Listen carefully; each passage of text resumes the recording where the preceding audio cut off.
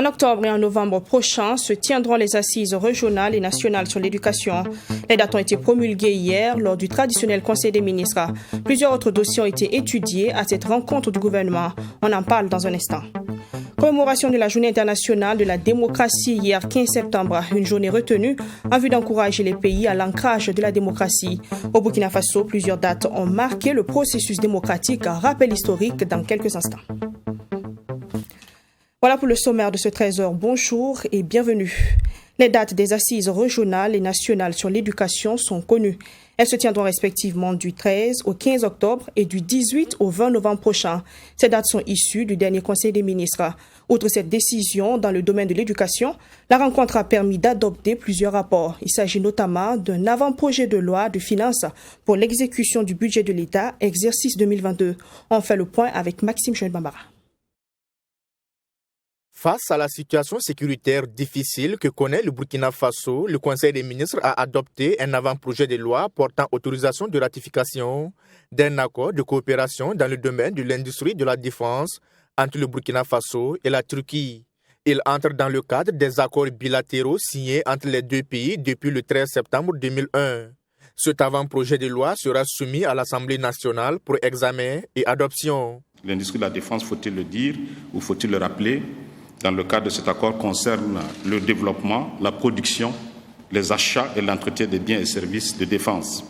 La ratification donc, de cet accord permettra au Burkina Faso de mettre en place des projets de recherche, de production et d'achat dans les domaines des équipements et matériels militaires. Le gouvernement a également adopté un projet d'ordonnance portant autorisation de ratification de la convention de crédit conclue le 21 mai dernier entre le Burkina Faso et l'Agence française de développement. Cette convention vise à financer le projet de développement économique local durable de Bobo-Dioulasso. Ce projet, qui va s'étendre sur 4 ans, comprend 2 composantes. Une première composante va améliorer la gouvernance au niveau de la commune et une seconde composante importante va essentiellement servir à des investissements au profit de la ville de Bobo-Dioulasso, notamment 2 gares routières et 2 marchés adaptés donc aux besoins spécifiques des femmes dans cette ville. Le coût total du projet est estimé à 11,81 milliards de francs CFA, couverts par les contributions de l'AFD et de l'Union européenne.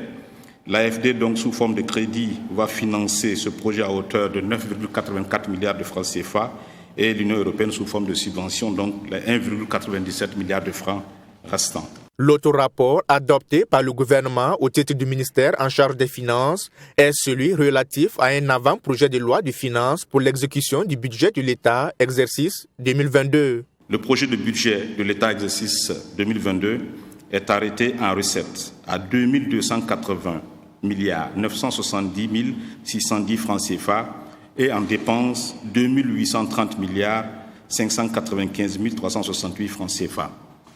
Ce budget constate et confirme les ambitions du gouvernement à relever les défis sécuritaires et sanitaires tout en poursuivant les efforts de développement de notre pays. Le ministre porte-parole du gouvernement a par ailleurs annoncé la tenue de la table ronde des bailleurs de fonds sur le financement du PNDS2 les 2 et 3 décembre prochains à Bruxelles, en Belgique. Quant aux assises régionales sur l'éducation, elles se tiendront du 13 au 15 octobre et celles nationales du 18 au 20 novembre 2021. À l'issue de la rencontre, le ministre porte-parole du gouvernement, Ousseini Tamboura, a présenté le rapport sur la situation de l'exécution du budget et de la trésorerie de l'État, exercice 2021. Il note une nette amélioration des recettes mobilisées. Toutefois, les dépenses connaissent elles aussi une hausse comparativement à l'année précédente. Je propose les explications du ministre de la Communication, qui est au micro de Maxime Chouet-Bambara. Le rapport relève une bonne tenue des dépenses publiques, la préservation des principaux équilibres budgétaires et financiers au premier semestre 2021. L'analyse des soldes et des indicateurs de performance souligne également que de nombreux défis doivent être relevés pour réaliser les objectifs financiers et budgétaires au deuxième semestre. Les recettes, à titre d'information mobilisées, ont atteint 1 069 milliards de francs CFA au 30 juin 2021 sur une prévision annuelle de 2 131,98 milliards de francs CFA, soit une réalisation de 49,4% en nette amélioration de 10 points par rapport à l'exercice budgétaire de 2020 qui était à la même période de 39,24%. On note également une hausse des recettes mobilisées de 173,69 milliards de francs CFA entre 2020 et 2021. Quant aux dépenses, elles se sont élevées à 1 346,99 milliards de francs CFA au premier semestre sur un objectif annuel de 2 672,78 milliards de francs CFA, soit un taux de 50,40%. Cela représente une réalisation de 50,40% contre 44,49% en 2020. On peut être satisfait des performances des régies de recettes. À titre d'exemple, la Direction générale des impôts a pu réaliser une performance de 54,43% pour une cible semestrielle de 50,54%, et ce grâce aux impôts leaders que sont la TVA, l'impôt sur les sociétés et l'UITS. Les autres régies, notamment la Direction générale des douanes et la Direction générale du Trésor, sont en deçà de leur cible. Canet d'audience du Premier ministre, le chef de gouvernement Christophe Dabiré a reçu une délégation de l'Union économique et monétaire ouest-africaine UEMOA, conduite par son président. Abdoulaye Diop dit être venu échanger avec le chef du gouvernement burkinabé afin de recueillir ses conseils et orientations pour mener à bien sa mission. Nommé le 14 avril 2021, le président de la commission de l'UEMOA, l'Union économique et monétaire ouest-africaine, Abdoulaye Diop, prend langue avec le chef du gouvernement burkinabé sur les questions prioritaires du moment au pays des hommes intègres. Les principaux sujets abordés sont entre autres les crises sécuritaires et sanitaires auxquelles fait face le Burkina Faso. Ces crises, comme vous le savez, ont forcément aussi un impact sur la situation économique des États. Donc nous avons échangé sur tout cela et avons pu recueillir ces orientations, ces conseils très avisés qui à coup sûr nous aideront dans ce que nous avons à faire. Bien sûr, c'était aussi une occasion pour moi de renouveler le soutien de la Commission aux autorités burkinabées et au peuple burkinabé dans l'épreuve disons que le pays est en train de vivre avec la crise sécuritaire, avec des personnes qui ont été tuées, des populations déplacées. Donc c'était l'occasion de renouveler notre soutien, nos condoléances aussi aux autorités et au peuple burkinabé. Autre sujet crucial discuté entre le Premier ministre Christophe Dabiré et le président de la commission de l'UEMOA, c'est la libre circulation des personnes. Une préoccupation qui nécessite d'être résolue malgré les réalités du moment. Quand nous vivons des crises comme celle que j'ai rappelée tout à l'heure, il y a un réflexe naturel à vouloir se replier, à vouloir prendre des mesures pour faire face à ces situations-là au niveau des différents pays, ce que nous comprenons, mais il reste que le fondement de l'Union, qui est marqué entre autres par cette libre circulation, doit être ancré au niveau de tous les États. Et conformément aux préoccupations et aux orientations du Premier ministre et également à celles du président du Faso qui également nous avait parlé de ces questions-là.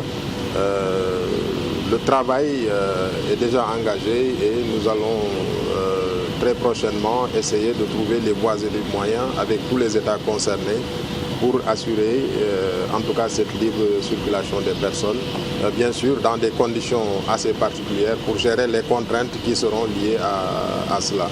Une rencontre fructueuse selon Abdoulaye Diop.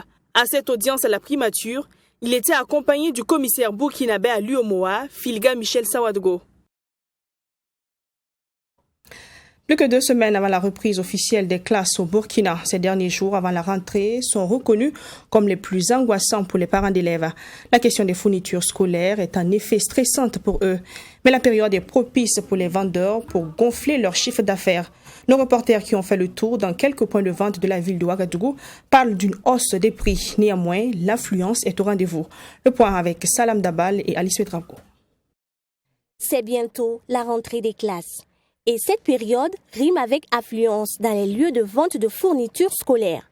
Les librairies deviennent donc un passage obligé pour les parents d'élèves qui viennent se procurer le nécessaire pour la rentrée des classes. Un devoir qui est loin d'être une partie de plaisir pour les parents. Et la raison, l'augmentation du prix des fournitures scolaires. Je trouve quand même que les prix sont quand même un peu élevés, voilà, parce qu'une ardoise à 600 et quelques, bon, je donne un exemple, par exemple, un enfant de CE1, le compas, ça fait 900 et quelques, donc c'est pas simple, voilà. Donc je trouve que les prix sont quand même élevés, oui, c'est élevé. Bon. Il faut dire que cette année, les prix de fourniture ont légèrement augmenté. Et au Burkina Faso, d'ailleurs, même tout a augmenté. Donc, les fournitures scolaires ne sont pas épargnées.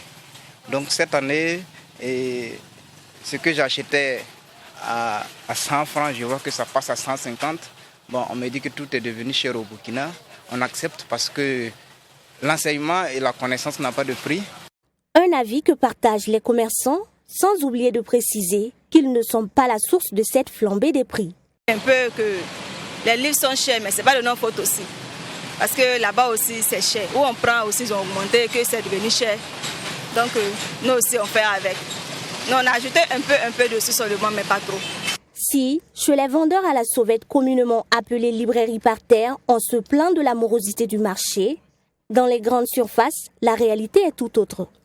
Ici, dans cette librairie située non loin de la cathédrale de Ouagadougou, difficile de se frayer un passage dans les rayons. Ces parents d'élèves sont visiblement décidés de s'y prendre tôt pour éviter les bousculades de dernière minute. Déjà, vous voyez comment c'est déjà plein et c'est embouteillé déjà. Voilà, nous sommes là depuis à peu près, il y a plus de 30 minutes. Voilà, on n'a même pas pu en fait avoir ce qu'on veut pour le moment. Donc ça continue. Donc c'est dire c'est dommage, hein, c'est le quotidien en fait, des parents d'élèves en majorité, des Burkinabés en général. Enfin, on attend au dernier moment pour venir. Bon, je suis là également, donc on n'accuse personne, mais c'est ça. Voilà, mais c'est de prendre le temps de venir dès maintenant. Voilà, ça nous permet de faire un choix déjà. Voilà, et ne pas courir à la dernière minute et puis voilà, ou peut-être arriver à un certain niveau on ne trouve pas. Je vois déjà qu'ici il y a certaines choses qu'on ne trouve pas. Comparativement à l'année dernière, les prix des fournitures scolaires connaissent une légère hausse liée à la vie chère et à l'augmentation de plusieurs matières premières au niveau international. Le souhait de certains parents d'élèves, c'est de voir le ministère du Commerce accentuer le contrôle des prix pour minimiser l'action des commerçants indélicats qui veulent profiter de la période pour se faire plein les poches. Chaque 15 septembre est célébrée la Journée internationale de la démocratie, une date retenue par l'Organisation des Nations Unies pour renforcer la démocratie dans les pays. Chaque 15 septembre donc, les pays font une pause et examinent le niveau de démocratie dans leur pays et dans le monde. Au Burkina Faso, plusieurs dates ont marqué ce processus. Dans le prochain élément, notre reporter Abdourahim Nienye vous propose un rappel de ces événements constituant l'histoire du Burkina Faso. L'une des étapes les plus importantes dans le processus de démocratisation au Burkina Faso est l'adoption de la Constitution de la 4e République en juin 1991. Cette Constitution intervient à un moment où la tendance internationale était guidée vers la démocratie. Bien avant cette période, dès les indépendances, le Burkina Faso, alors République de Haute-Volta, a reçu comme héritage colonial le système démocratique avec la proclamation de la République de Haute-Volta dès 1958. 6 années après les indépendances formelles, les mouvements sociaux contre le président Maurice Yamogo mettront fin à cet ordre démocratique pour instaurer un régime d'exception. En 1970, l'on retourne à l'ordre constitutionnel normal, qui sera d'ailleurs suspendu 4 années plus tard avec l'avènement du gouvernement militaire pour le renouveau national.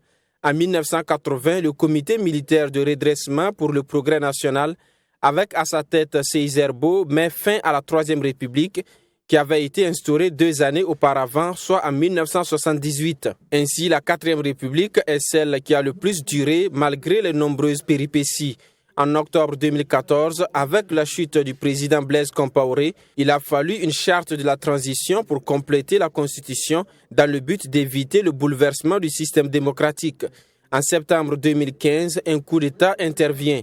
Mais pour la première fois, le coup d'État n'empêche pas le processus démocratique de poursuivre son chemin. Les élections qui s'en sont suivies en 2015 et en 2020 et dont les dénouements ont été salués par la communauté internationale témoignent du renforcement de la démocratie au pays des hommes intègres, un pays qui de plus en plus octroie la liberté aux citoyens et dans lequel les discours des politiques traduisent la volonté de renforcer le processus démocratique. Troisième session du cadre du dialogue structuré national sur le Fonds vert pour le climat. Il est organisé par le secrétariat exécutif du Fonds vert pour le climat. Depuis le 14 septembre, les acteurs réfléchissent à des solutions de financement du Fonds vert pour le climat, d'où le thème de la rencontre financement du Fonds vert pour le climat. Quelle synergie d'action pour une mobilisation plus accrue des ressources au profit du Burkina Faso.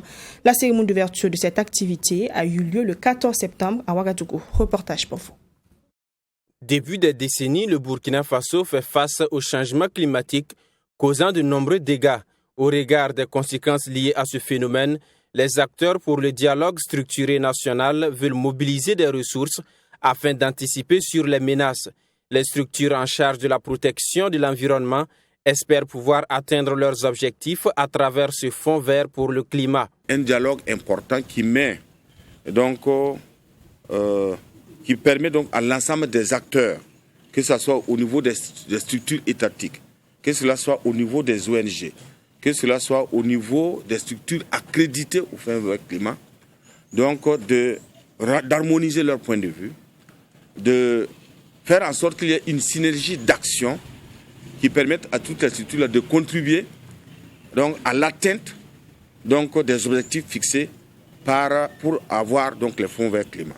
Le dialogue structuré national est donc un cadre qui permet d'aller vers une mobilisation plus importante des ressources, a confié l'autorité nationale désignée du Fonds vert pour le climat. La présente et troisième session du dialogue structuré national sur le Fonds vert pour le climat n'a d'autre but que de diffuser à un large public de partenaires les informations les plus pertinentes et les plus actuelles sur le Fonds vert pour le climat afin que nous puissions ensemble tirer le maximum de bénéfices et venir en aide à nos populations qui sont déjà victimes des effets pervers du changement climatique. L'équipe du dialogue structuré national se dit engagée pour la poursuite de la coopération à tous les niveaux pour relever les défis à travers la mobilisation conséquente des ressources. Il est clair qu'il n'est pas possible d'aller vers le développement durable si on ne relève pas le défi de la lutte contre les changements climatiques, et il ne serait pas possible non plus de relever le défi de la lutte contre les changements climatiques si on ne mobilise pas conséquemment des ressources pour financer cette lutte. Financement du Fonds vert pour le climat, quelle synergie d'action pour une mobilisation plus accrue des ressources au profit du Burkina Faso? Tel est le thème de cette troisième session du dialogue structuré national. Rappelons que le portefeuille du Burkina Faso du Fonds vert pour le climat est constitué de 8 projets et de 3 programmes préparatoires. Le conseil municipal de Ouagadougou a tenu sa séance de reboisement le week-end dernier. Ce sont 1200 plants qui sont venus renforcer la végétation de la ceinture verte. Cette action entre en droite ligne des objectifs de la mairie de réhabiliter la ceinture verte afin d'offrir un cadre de vie agréable aux populations de la capitale.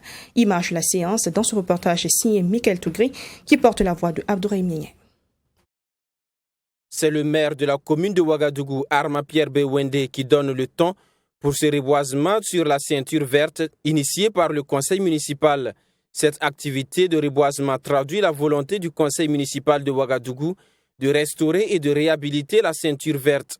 Créé en 1974, cet espace est de plus en plus occupé de façon anarchique selon les autorités municipales et depuis 2018, la mairie s'est engagée à se réapproprier le site. Donc la réhabilitation de cette ceinture verte nous tient à cœur parce que ça va permettre de donner un second poumon à la ville de Ouagadougou. Il y a déjà le parc urbain Bangourou qui est un des poumons. Le deuxième poumon, ça va être la ceinture verte. Mais l'innovation ici, c'est que cette ceinture verte va servir en même temps de lieu de culture maraîcher et le lieu également pour les pépiniéristes de pouvoir faire des plantes ornementales.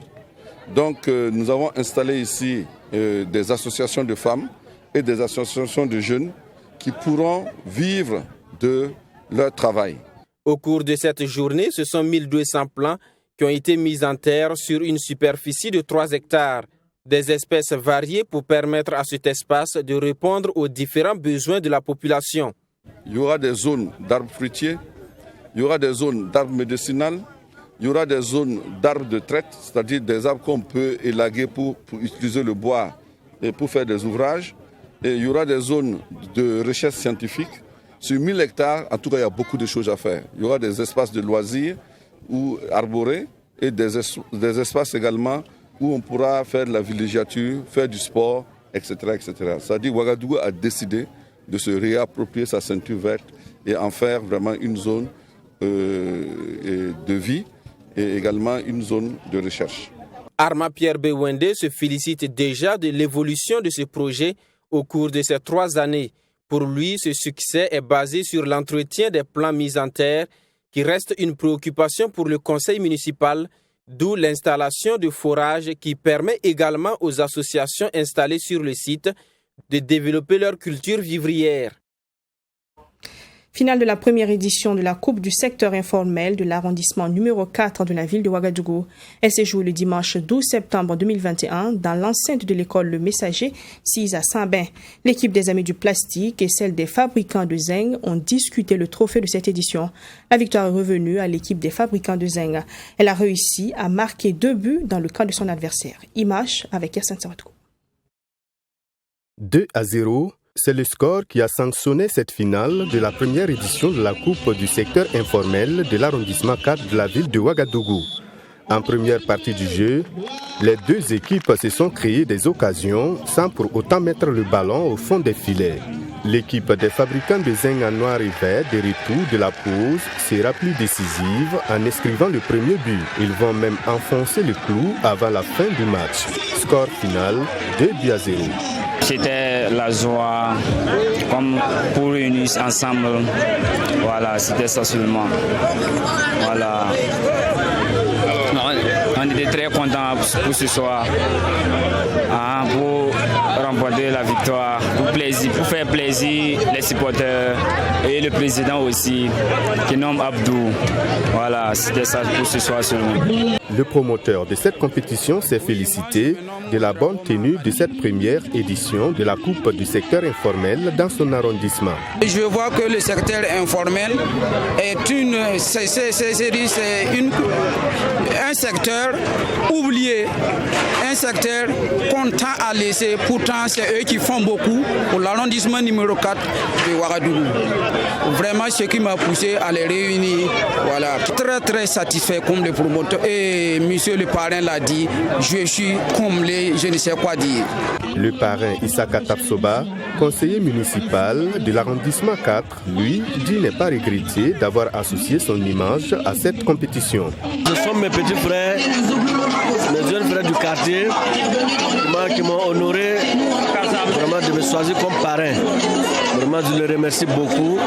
Vraiment que Dieu les accompagne et nous accompagne tous. Je suis toujours prêt à accompagner. Commencé le 22 août dernier, ce sont 12 équipes qui ont pris part à cette première édition. L'équipe des Amis du Plastique, finaliste malheureuse, repart avec un jeu de maillot, un ballon et une enveloppe financière. Quant aux fabricants du zinc vainqueurs, ils reçoivent un jeu de maillot, un ballon, une enveloppe financière et les trophées. C'est la fin de ce 4e rendez-vous de 13h de la semaine. Merci de nous avoir suivis. Je vous retrouve demain 13h sur cette même chaîne pour un nouveau journal. D'ici là, prenez soin de vous.